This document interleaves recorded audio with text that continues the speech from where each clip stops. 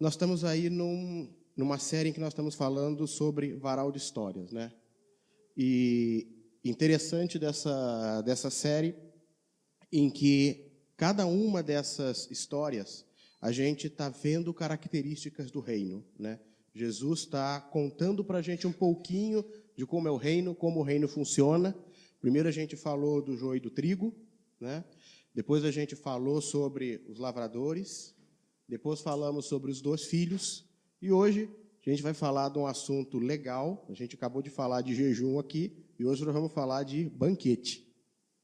Banquete de casamento, e tem penetra nesse banquete. Vamos ver aí o que Jesus quer falar para a gente nessa manhã, né? Então, eu queria começar lendo o texto, que está lá em Mateus. Você pode acompanhar no seu celular, você pode ler aqui, você pode acompanhar na sua Bíblia. E diz então a palavra, né? Jesus lhes falou por parábolas, dizendo: o reino dos céus é como um rei que preparou um banquete de casamento para o seu filho. Enviou os seus servos aos que tinham sido convidados para o banquete, dizendo-lhes que viessem, mas eles não quiseram vir. De novo enviou outros servos e disse: digam aos que foram convidados que eu preparei o meu banquete. Meus bois e meus novilhos gordos foram abatidos, e tudo está preparado. Venham para o banquete de casamento. Mas eles não lhe deram atenção e saíram, um para o seu campo, outro para os seus negócios.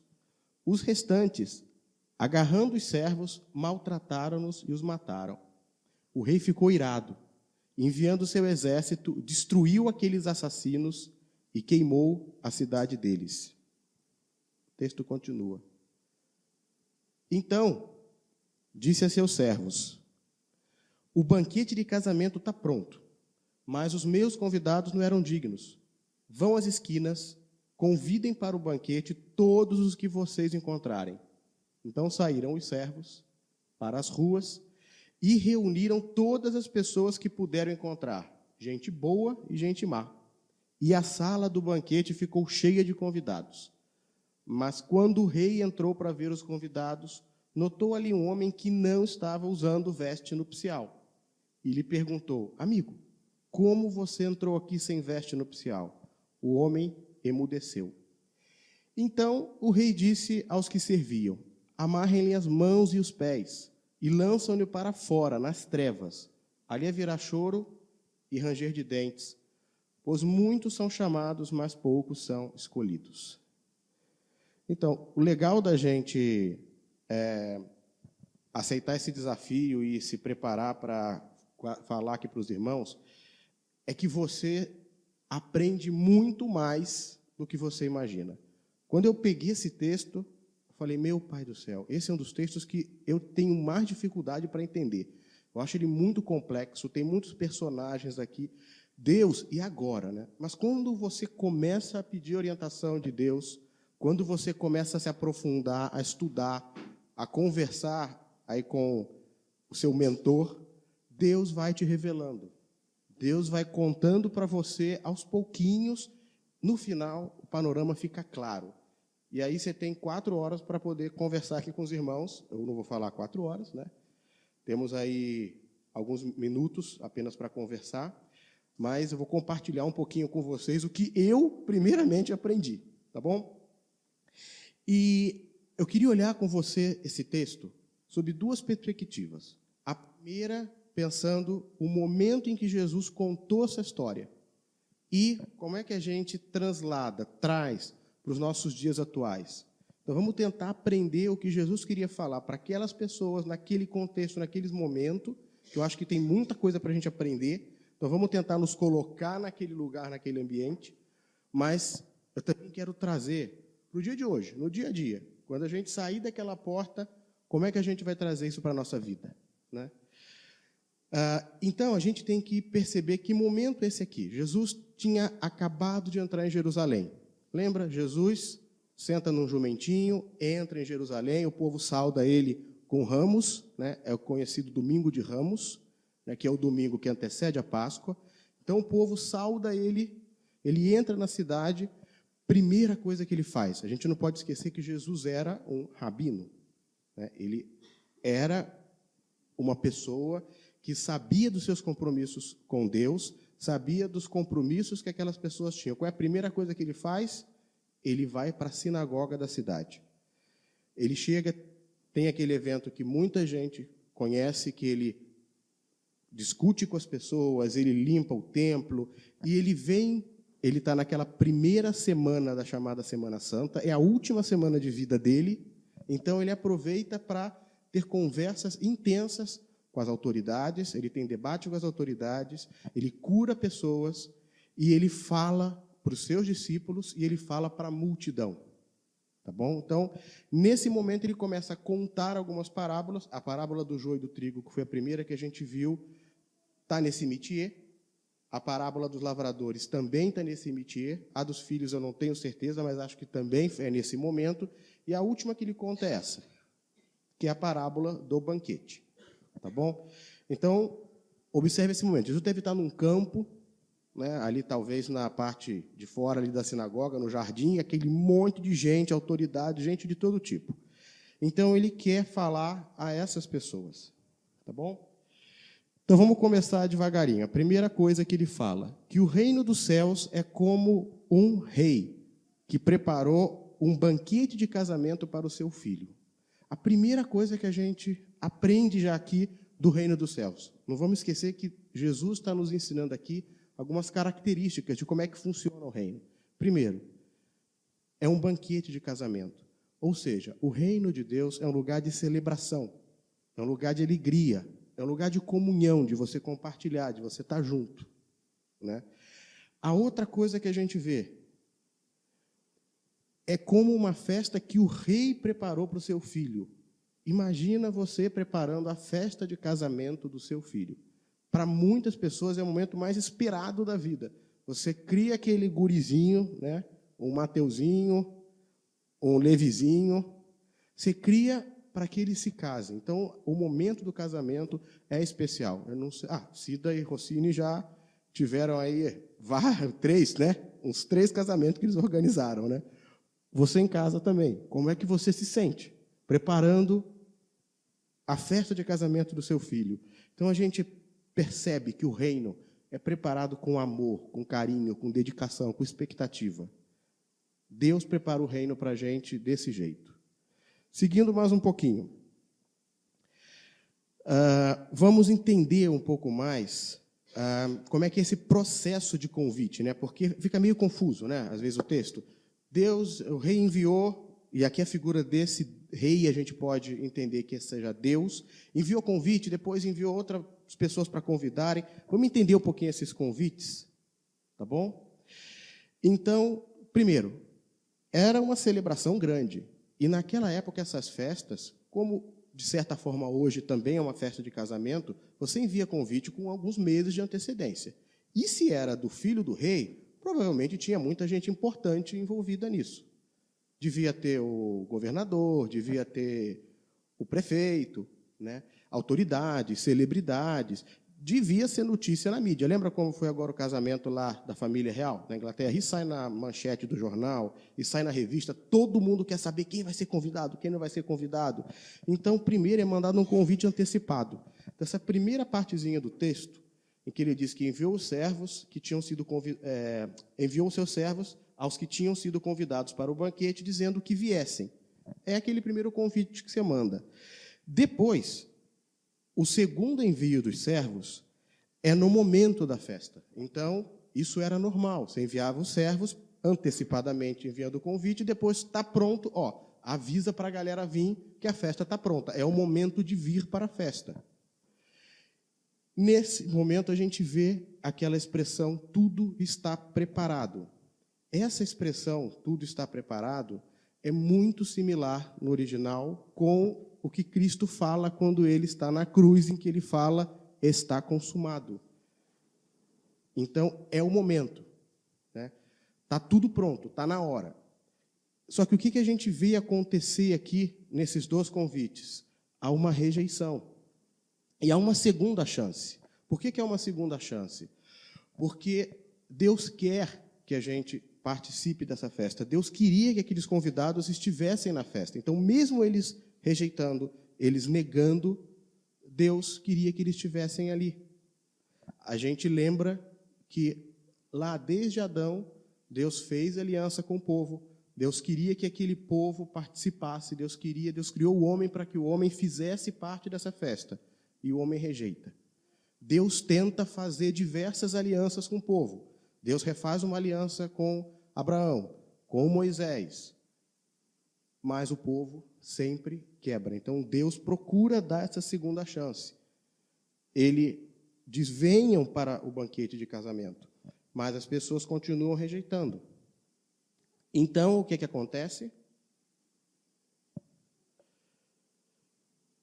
Eles novamente rejeitam, como é o padrão do ser humano. Deus dá a chance, Deus tenta refazer a aliança, mas a gente vai lá e...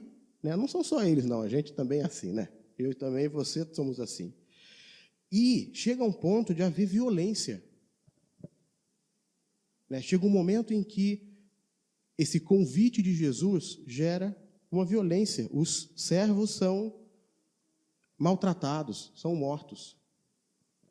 Vamos entender um pouquinho melhor quem são esses convidados e quem são esses servos, para a gente entender bem o que Jesus estava falando para aquelas pessoas. Os convidados. Lembra que eu falei, Jesus estava ali conversando com os judeus, conversando com as autoridades, né? Era uma festa real, então devia ter muita celebridade convidada. Então, eram pessoas que deveriam estar muito interessadas naquele casamento. Era o casamento do filho do rei. E Jesus justamente quer falar o quê? Com os judeus, porque os judeus foram os primeiros que o rejeitaram.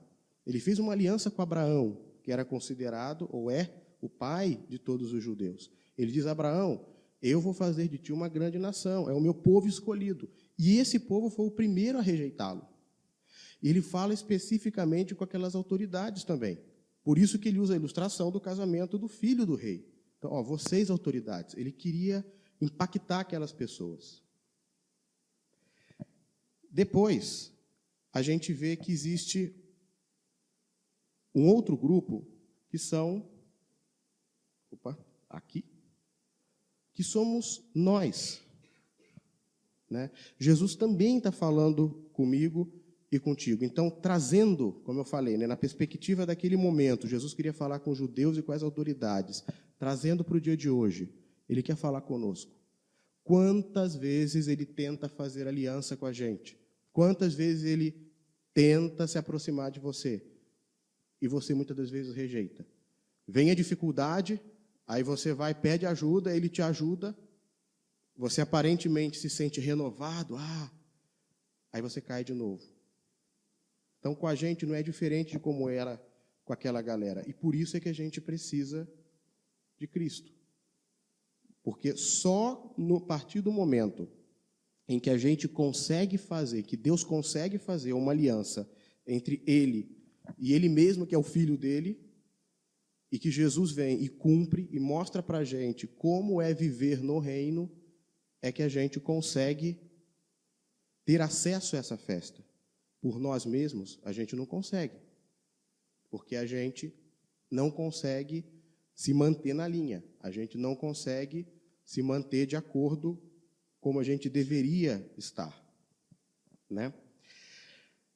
E, hoje em dia, as desculpas que a gente dá são desculpas muito parecidas com as desculpas que essas pessoas deram. Né? Eu tenho que cuidar do meu negócio. Né?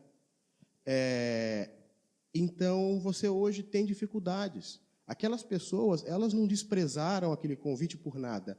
Elas tinham compromissos como hoje nós temos.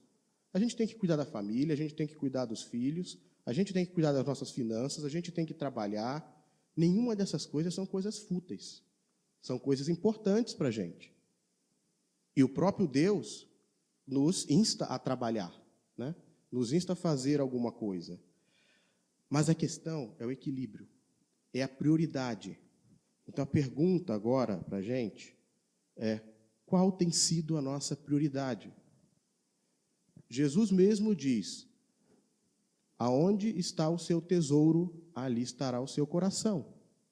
Então, aonde está o teu tesouro? Qual é a sua prioridade? Como é que você prioriza na sua vida esse monte de coisas, esse monte de compromissos que eu e você temos e o seu tempo de comunhão com o Rei, de comunhão com Deus, para as suas disciplinas espirituais ou exercícios para a alma, a sua oração, a leitura para você aprender sobre o caráter desse Cristo, o caráter de Deus, entender o que Deus quer de ti. Porque Jesus é o modelo. Ele veio aqui e ele passou o tempo na terra e ele cumpriu aquilo que nós não conseguimos cumprir. Porque ele sofreu as mesmas paixões. Ele sofreu igual a nós. E ele conseguiu cumprir o plano de Deus. E a próxima pergunta, então, ou o ponto para a gente aprender aqui do reino, é que é um lugar para aprender. O reino de Deus é um lugar de aprendizado sobre Cristo, de relacionamento com Deus. E ajudar os irmãos e transformar o mundo. Então, a gente tem um papel. Os convidados aqui, que somos nós também, temos um papel nesse mundo. Como é que eu equilibro tudo isso? Ou melhor, como é que eu consigo, durante os meus compromissos, viver isso aqui? Enquanto eu estou trabalhando, eu estou ajudando o meu colega de trabalho a caminhar, a se reconciliar com Deus. Enquanto eu estou estudando, eu estou ajudando o meu colega a se reconciliar com Deus, a encontrar a Deus, através do meu exemplo, através da minha atitude, tentando copiar com Cristo. Mas como é que eu vou fazer isso se eu não aprendo de Cristo? E tem muitas técnicas que a gente pode utilizar. Tem leitura de livros. Um dia eu conversava com o Milton vai muito para São Paulo. Ele conseguiu algumas músicas, algumas coisinhas no Spotify, ele vai ouvindo. Então, enquanto ele está indo para São Paulo, ele está trabalhando, ele está dirigindo para São Paulo, mas ele está naquele momento absorvendo. O Júnior tem intervalo durante as aulas, eu já ouvi esse testemunho do Júnior, que ele às vezes para entre uma aula e outra, 5 minutinhos ali. Senhor, a gente tem que buscar esses momentos, é uma questão de prioridade. Se a gente buscar, a gente vai achar. Vamos seguir mais um pouquinho. Vamos entender agora, de novo, voltando para a ótica de Jesus, para aquele momento, né? Quem são os servos? Para quem que ele estava falando ali? Primeiro, os servos que ele se refere no início, os que fizeram o convite antecipado, ele se refere aos profetas do Primeiro Testamento. Por quê? Durante toda a vida do povo de Israel, toda a caminhada deles, eles foram advertidos diversas vezes pelos profetas. Eles foram avisados diversas vezes pelos profetas que eles precisavam endireitar o caminho deles, eles precisavam realinhar o caminho deles com Deus, eles precisavam buscar a Deus. Porque Deus tem um problema com o pecado. O pecado é essa mania nossa de querer viver independente, que começou Adão e foi já em todos os exemplos da história de Israel, e sempre Deus estava mandando os profetas para advertirem, para avisarem sobre o banquete. Depois, tem um segundo grupo aqui, que observa que o texto fala outros servos, né? Esses outros servos vieram avisar, a festa está pronta, é hora de vir para a festa. É João Batista e Jesus. João Batista era primo de Jesus, ele nasceu alguns meses antes de Jesus, e ele anunciou Jesus, olha, ele está chegando. E Jesus estava ali para dizer, opa, eu estou aqui, vocês podem vir para o banquete. Eu tenho o ingresso do banquete aqui, ó. Basta confiar em mim. E eles foram maltratados. Jesus foi morto. João Batista também sofreu. Então, aqui a gente para e pensa um pouco, assim, como é que a gente consegue, essa era a dificuldade que eu tinha para entender essa parte desse texto, né? Como é que eu consigo entender isso? Como é que eu consigo perceber por que Cristo teve que morrer? Por que ele teve que sofrer? Ele era bom, ele era o próprio Deus. Porque o preço do pecado, ou o salário do pecado, é a morte. Só com morte, só com sangue. E não adianta nada você matar o cordeirinho, você fazer o churrasco de cordeirinho, você derramar o sangue do cordeirinho, fazer sacrifício de animais, se você não mudou. O sacrifício, ele era uma simbologia, uma representação, mas tinha que mudar dentro de mim. Mas o homem é incapaz disso. Então, por isso que Jesus teve que morrer. Jesus teve que morrer porque ele pagou esse preço com a morte dele. Ele derramou o sangue dele. E através da morte dele, a gente consegue entrar nesse banquete. Então, foi a morte de Cristo que comprou o nosso ingresso, que deixou a gente ser convidado. Porém, trazendo agora para os nossos dias de hoje, para a nossa perspectiva, né? A gente pensa, mas aquele povo lá, judeu, né? Que bando de cabeça dura. E fizeram bezerro de ouro, e fizeram um monte de besteira, né? Mas a gente faz hoje em dia. Quantas vezes a gente rejeita Deus? Quantas vezes a gente também, no nosso dia a dia, a gente diz não para Deus? Porque Deus está mandando você ir por aqui. Ah, não, mas esse caminho aqui me parece mais fácil. E aí eu vou para o outro lado, né?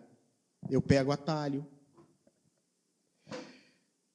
E às vezes eu reclamo quando eu tento assumir um papel de servo, porque eu penso assim, mas se eu for um desses servos aí, vão criticar de mim, vão fazer graça comigo, vão dizer que eu sou bitolado.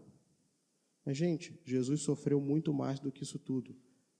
E quem é que nos sustenta nesse momento? É o próprio Deus.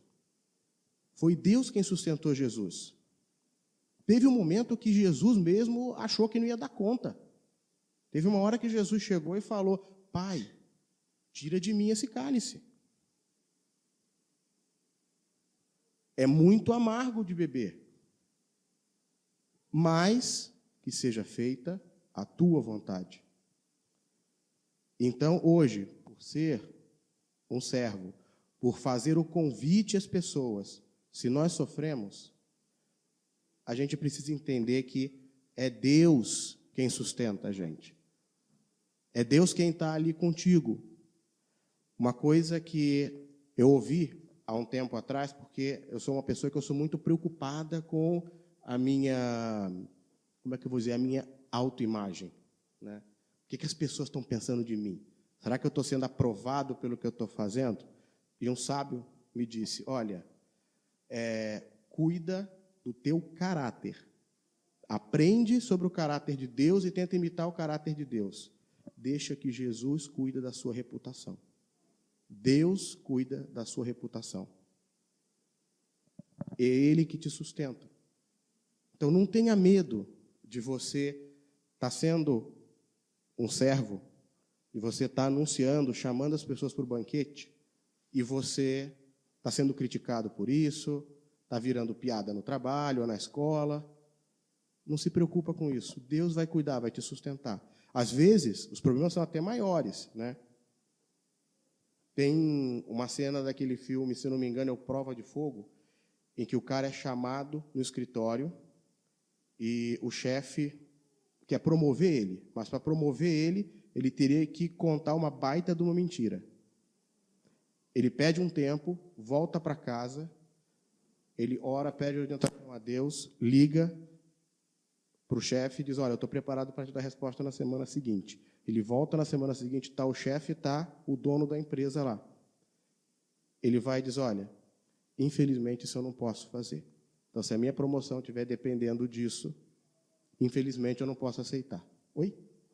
Foi Corajosos, perdão, não é Prova de Fogo, é Corajosos. É daquela mesma galera lá, né? Do Hendrix, né? Mas é Corajosos.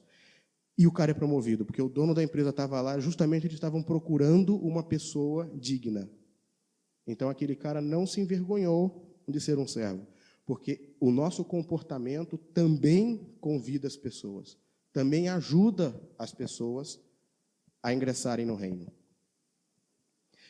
Muito bem, vamos continuar, vamos mais um pouquinho à frente, né? Depois que acontece isso,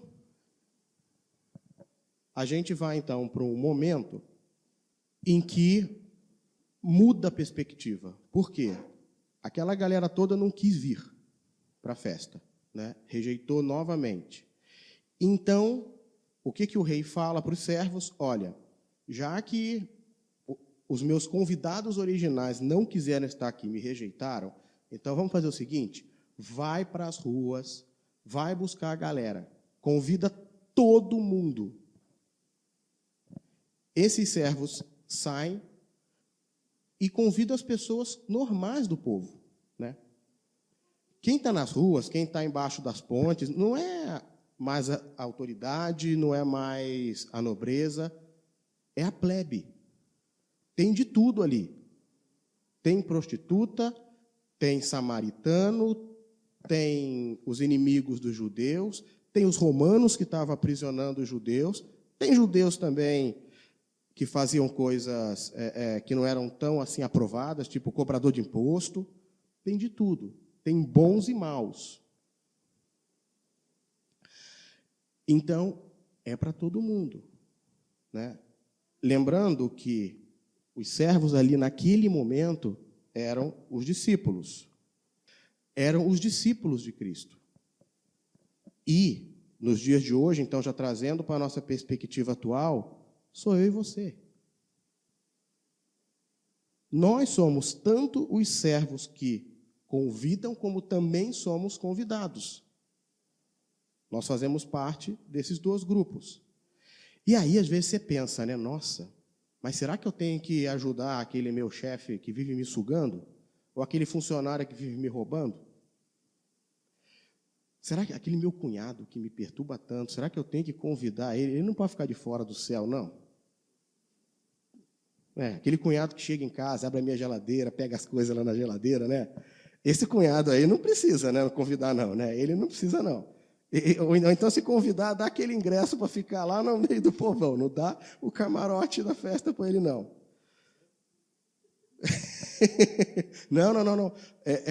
Não, são pessoas que a gente conhece, né? Não é ninguém que está sentado aqui, não é ninguém que está em casa, não. São outras pessoas, né?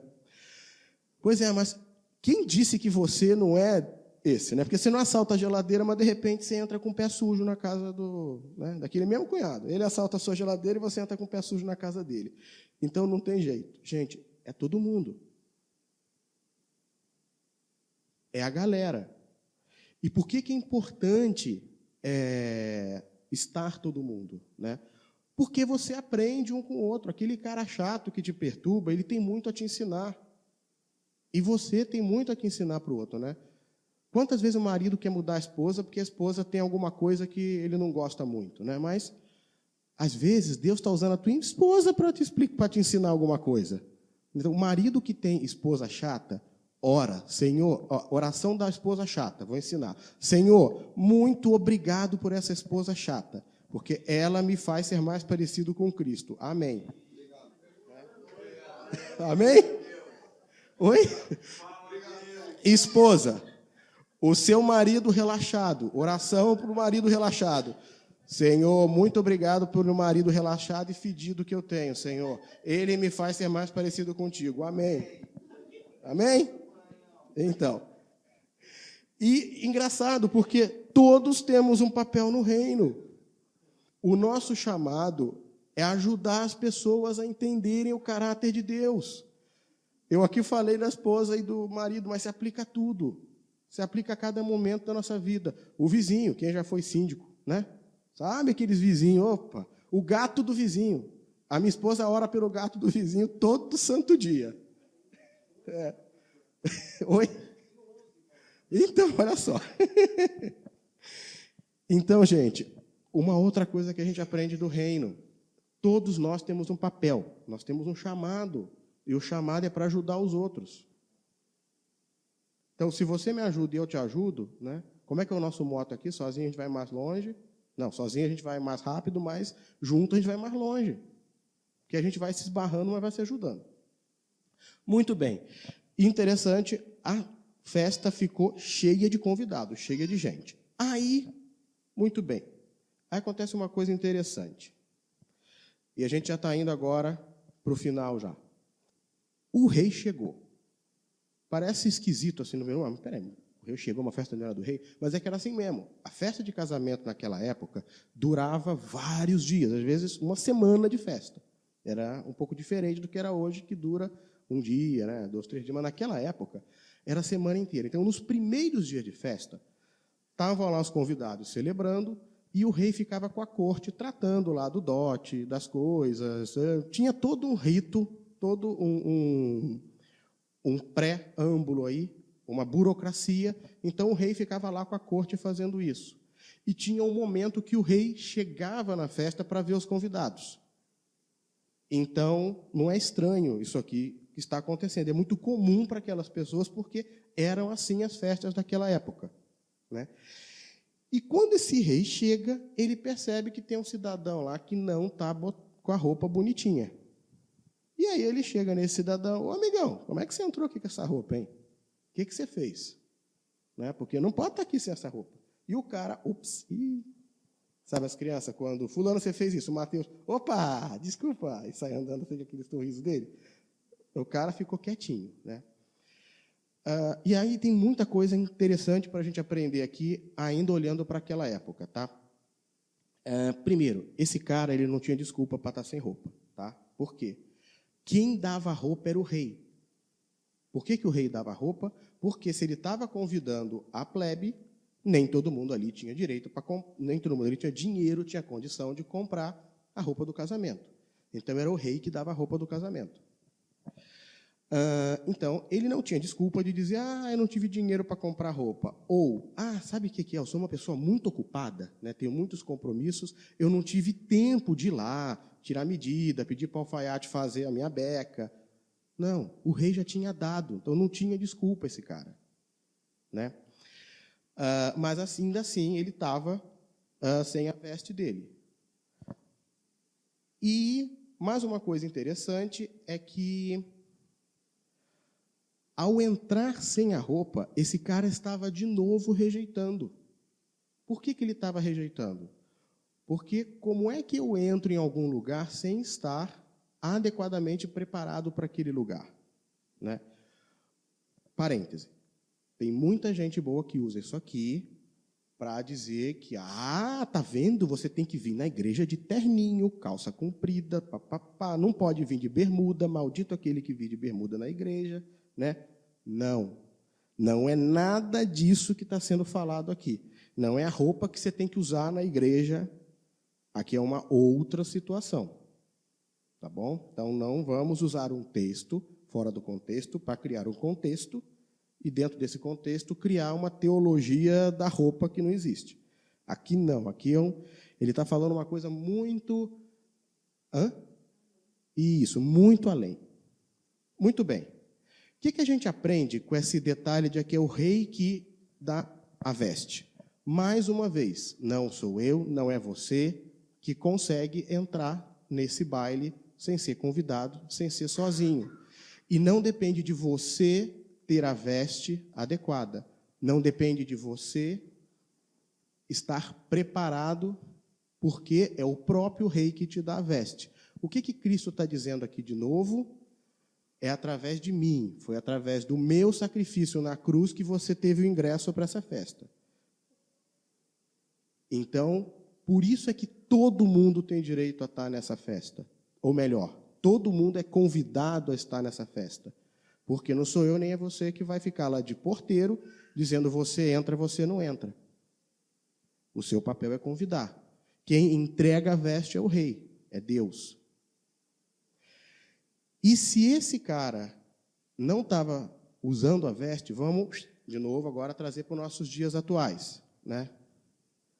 Como é que você consegue participar do banquete do rei?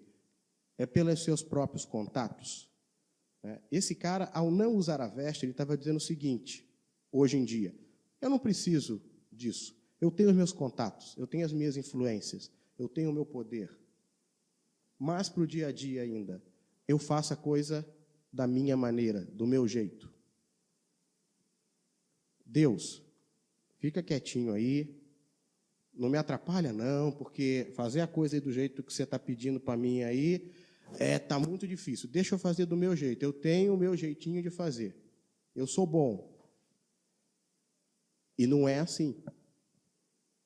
Então, por isso que o rei cobra desse moço aí, porque ele não está usando a veste nupcial. Esses são os penetras. São as pessoas que entram na festa sem ter recebido o convite. São as pessoas que entram na festa sem dançar conforme a música. Nos nossos dias a dia, a gente está na festa, a gente não gosta da bebida que está sendo servida, né? Vai lá dar uma pro garçom, traz aí uma bebidinha melhor, né? Ou então, sei lá, você conhece lá o cara que tem o buffet, que é o dono do buffet, vai lá, traz um salgadinho melhor aí, só está vindo coxinha, só está vindo quibe, eu quero aquele bolinho de bacalhau com bacalhau da Noruega, traz lá para mim. E aí você tenta dar o seu jeitinho, sabe? Deus está aqui, mas deixa que eu vou dar meu jeitinho. É o que esse cara está fazendo, é dando o jeitinho brasileiro, dando o jeitinho dele. Só que não é esse tipo de procedimento que o rei deseja dos seus convidados, não é esse tipo de procedimento que ele espera da gente. E a gente continua achando que depende da gente. Então, enquanto a gente não entende que não depende da gente, enquanto a gente não entrega para Deus a direção, a gente continua ficando nesse vai e vem. Então, vamos lá, para a gente encerrar, né? Como é que eu posso fazer, então, para ser o servo, primeiro ser o convidado, depois ser o servo, e entender qual é o meu papel no reino? Então, primeira coisa, a gente precisa aceitar o convite de forma muito humilde. A gente aceita esse chamado que o rei está fazendo para a gente. 2, a gente entende a nossa dependência, a gente entende que por nós mesmos nós não poderíamos estar nesse banquete. Então, a gente não deve rejeitar e a gente deve entender que a gente depende de Cristo, que não é pelo nosso esforço. Depois, usa a veste. Aprende de Cristo. Tenta entender o que essa veste significa. Se submete, porque usar a veste é submissão. Deixa que Deus vai te dar a direção. Está difícil. Está difícil. Confia em Deus. Se aproxima de Cristo. Faz a oração da esposa chata. Faz a oração do marido fedido. Estuda a Bíblia. Busca nele. Não desiste. E vamos lá. Aproveita a festa e confia. Afinal de contas, a gente começou vendo que essa festa, o que é? É um momento de celebração. Então, a vida é um momento de celebração, que tem muitas dificuldades. Para alguns que vivem muita dificuldade, pode até dizer, não, Pérez, a minha vida é um monte de dificuldade porque tem algumas celebrações, ou que seja. Essa é a vida que Deus tem para nós. Ele está te oferecendo nessa vida viver, celebrando, confiando, passando dificuldades. E sabe como é que as dificuldades ficam mais leves? Quando você faz a última coisa, que é ajudar os outros e compartilhar. Porque se você ajuda e o outro te ajuda, se você compartilha e aprende com o outro e o outro aprende com você, de novo, sozinho a gente vai mais rápido, mas junto a gente vai mais longe. Um ajuda o outro a carregar as dificuldades. E ensina um ao outro novas maneiras de celebrar. Então, se você não conseguiu absorver nada do que eu falei, se você dormiu, estava chato aqui, você dormiu, guarda esses 5 passos aqui. E leva esses 5 passos para quando você sair daqui. O que Jesus está me ensinando nessa manhã sobre o reino? No reino, eu preciso aceitar o convite. Eu preciso entender a minha dependência de Deus. Eu preciso me submeter a esse Deus, a usar a veste. Eu preciso aproveitar esse momento. E eu preciso ajudar o outro. E também me ajudar. ter a vida em comunidade. Amém? Deus nos abençoe. Vamos orar? Baixa a sua cabeça. Vamos pensar agora nesses 5 pontinhos aí e pedir ajuda a Deus para que nos ajude a trilhar. Senhor, nós te agradecemos por essa manhã, te agradecemos por estarmos aqui aprendendo de Ti, entendendo, Senhor, o que Tu espera de nós, o que Tu quer que nós façamos, Deus. Que nós sejamos humildes para entender a nossa dependência de Ti, que nós possamos aceitar o Teu convite, a Tua voz, Pai. Que nós possamos sentir vontade, Pai, sentir sede de Ti. Que nós possamos nos alimentar de Ti, do Teu Filho. Que a gente possa aprender a partilhar com o irmão. E que a gente entenda que Tu sempre está do nosso lado, nos sustentando, nos abençoando. Perdoa os nossos pecados. No nome de Seu Filho Jesus é que nós te oramos. Amém.